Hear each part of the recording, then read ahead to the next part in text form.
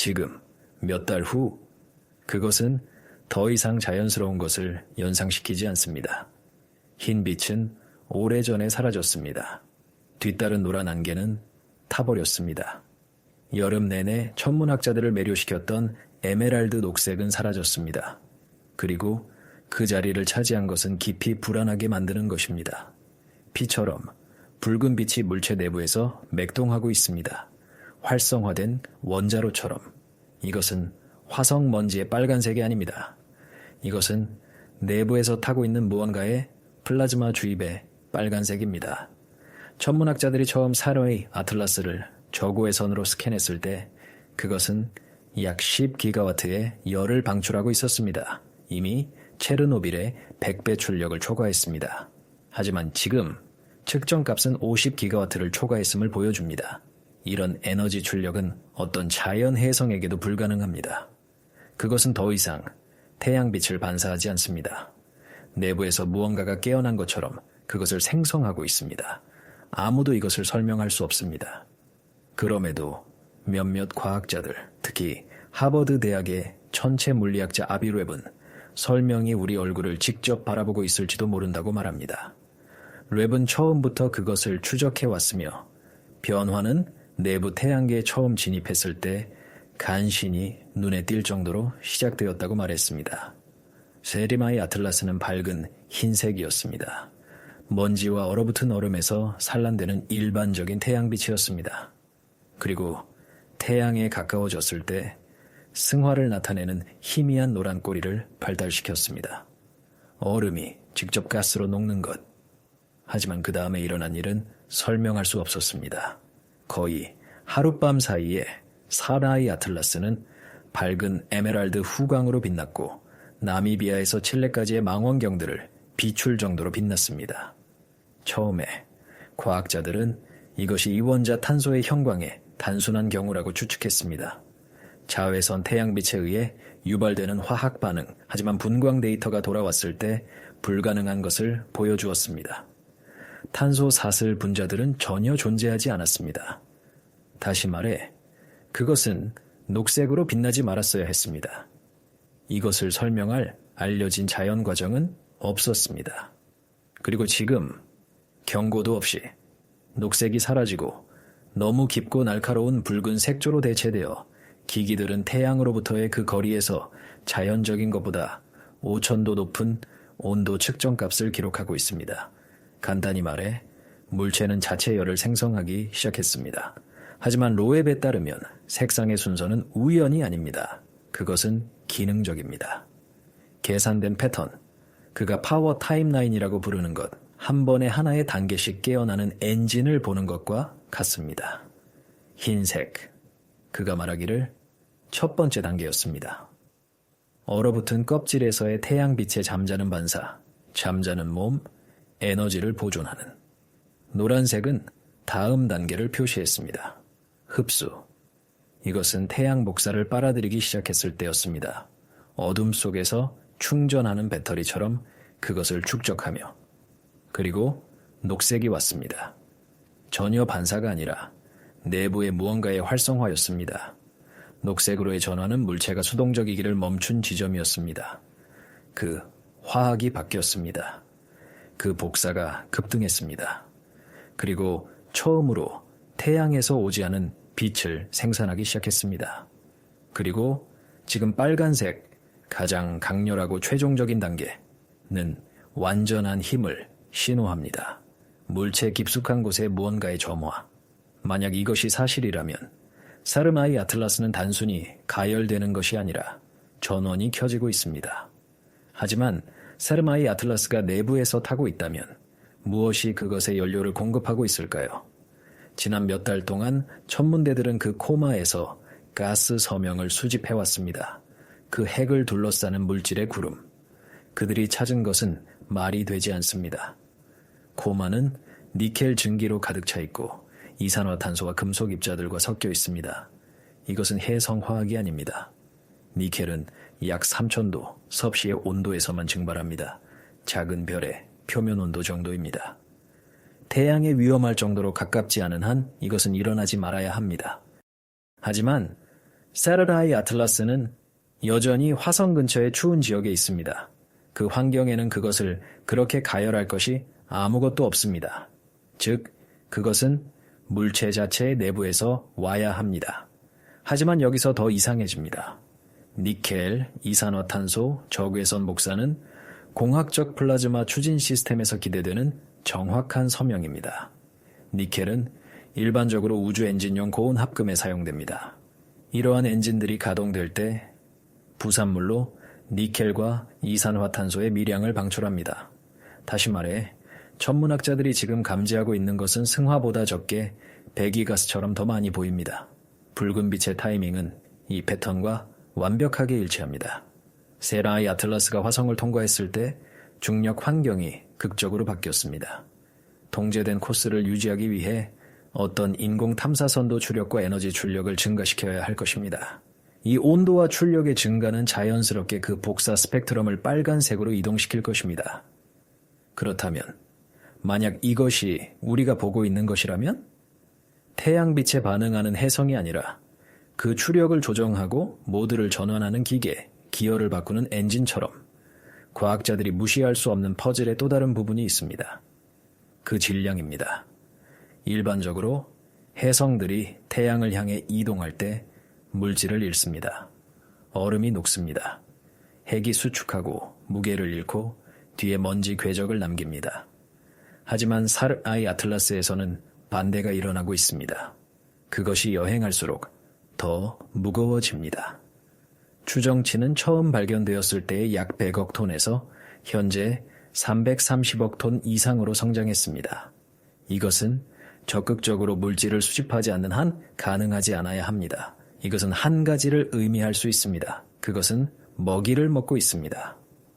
사르마이 아틀라스가 외계인 탐사선이라면 우리가 보고 있는 붉은 빛은 연료로 행성 간 먼지나 가스를 태우는 플라즈마, 에너지의 형태일 수 있습니다. 이동하면서 물질을 수집하며 그 질량의 증가는 입자들을 빨아들이고 그것들을 사용 가능한 에너지로 변환하는 과정의 일부일 수 있습니다. 일부 물리학자들은 고급 문명이 이런 식으로 우주선을 재충전하도록 설계할 수 있었을 것이라고 추측합니다. 주변 먼지와 복사를 연료로 사용하여 결코 에너지가 고갈되지 않도록. 그리고 가장 으스스한 증거가 있습니다. 그 궤도. 지금까지 기록된 모든 혜성은 우주를 이동할 때 흔들립니다. 가스를 방출할 때 이 작은 제트들은 예측할 수 없는 엔진으로 작용하여 코스에서 약간 그것들을 밀어냅니다.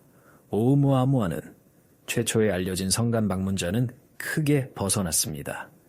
두아이 보리소프는 하루에 100km 이상 이동했습니다. 하지만 사르마이 아틀라스는 부자연스럽게 안정적이었습니다.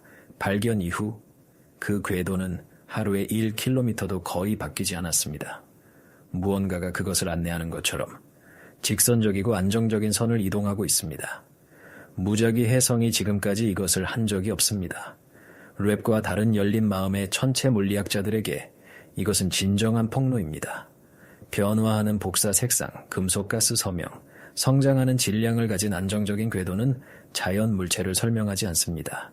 그것은 통제 하에 있는 것, 살아있거나 자동화된 것을 설명합니다. 물론 모든 사람이 동의하는 것은 아닙니다. 닐 드그라스 타이슨과 미치오 카쿠는 더 전통적인 설명을 제시했지만 그것들을 말할 때조차 확신이 없어 보입니다. 타이슨은 빨간색으로의 이동이 외부 얼음이 타버릴 때 혜성의 더 깊은 층들이 노출됨으로써 약이 될 수 있다고 주장하며 태양빛에서 진홍색으로 빛나는 철이 풍부한 화합물들을 드러냅니다. 카쿠는 혜성들이 태양계의 다른 지역들을 통과할 때 복잡한 화학 반응들이 일어날 수 있다라고 덧붙입니다. 각 지역이 그들의 구성에 다르게 영향을 미치며. 하지만 수수께끼를 과학에 근거시키려는 노력에도 불구하고 두 물리학자 모두 데이터가 맞지 않는다는 것을 인정합니다. 치솟는 니켈 수준, 이산화탄소의 압도적인 농도, 탄소 사슬 분자들의 부재는 단순히 비정상적인 것이 아니라 자연 조건에서는 불가능합니다. 영원한 회의론자인 타이슨조차 최근 인터뷰에서 인정했습니다. 그것은 혜성이 되기를 원하지 않는 무언가처럼 행동하고 있습니다. 사르마이 아틀라스가 지금까지 가장 이상한 해성이었다고 해도 그것은 그렇게 안정적이고 무겁고 또는 그 변화에서 그렇게 의도적이어서는 안 됩니다. 모든 과학자가 하나의 자연적 설명을 찾습니다. 두 개의 더 많은 불일치가 나타납니다.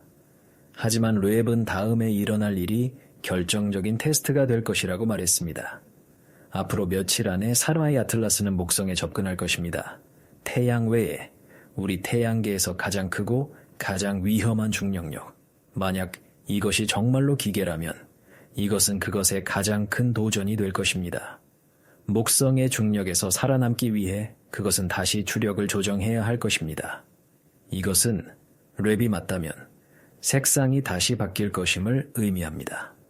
빨간색이 사라지거나 파란색이나 더 밝은 흰색으로 이동한다면 그것은 다른 전력 단계에 들어가는 신호일 수 있습니다. 목성의 인력에 반응하여 자신을 안정화시키며 빛이 같은 상태로 남아있다면 아마도 그것은 이미 전력을 다하고 있는 것입니다. 어느 쪽이든 앞으로 몇 주 안에 이 물체가 맹목적으로 날고 있는지 의도를 가지고 날고 있는지 알게 될 것입니다. 하지만 대부분의 사람들이 알아차리지 못하는 더 으스스한 세부 사항들이 있습니다. 지난 몇 주 동안 여러 독립적인 천문 관측소들이 사르마이 아틀라스 지역에서 이상한 무선 신호들을 기록했습니다. 이것은 무작위 우주 간섭이 아닙니다. 신호들은 구조를 가지고 있습니다. 27분마다의 반복 펄스, 무언가가 데이터를 전송하거나 그 행동을 조정하고 있는 것처럼 아레시보 천문대의 사라첸 박사가 이러한 전송들을 처음 알아차렸습니다. 그녀의 기밀 보고서에서 그녀는 썼습니다.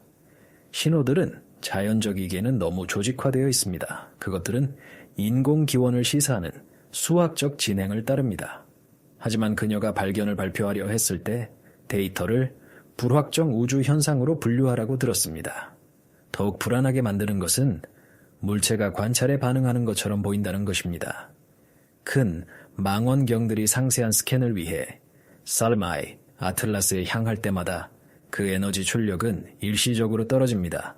관찰되고 있다는 것을 알고 그 진짜 성질을 숨기려 하는 것처럼 이 행동은 너무 일관적이어서 일부 연구자들은 그것을 수줍음 효과라고 부르기 시작했습니다.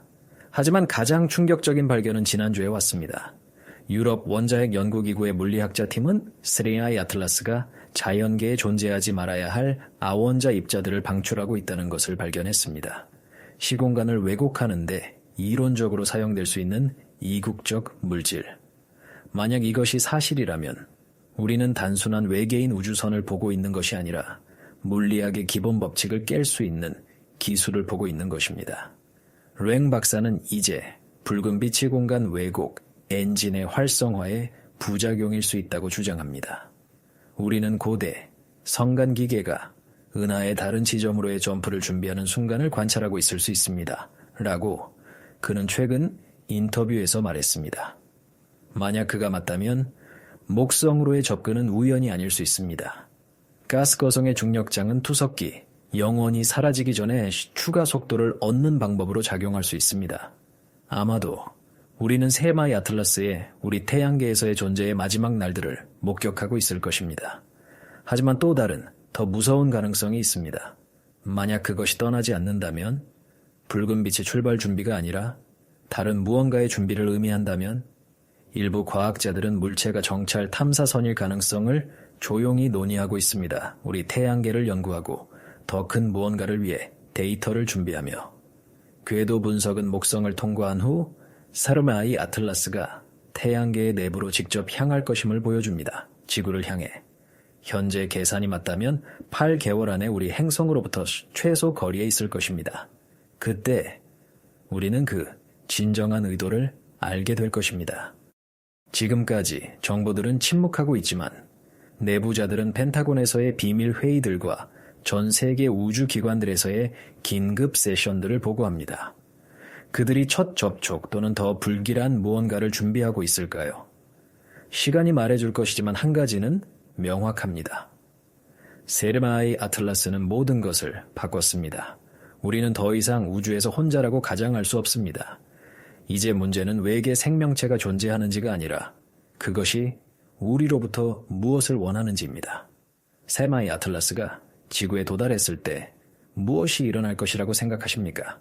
댓글에서 여러분의 이론을 공유하고 인류를 영원히 바꿀 수 있는 이 이야기에 업데이트를 구독하는 것을 잊지 마십시오.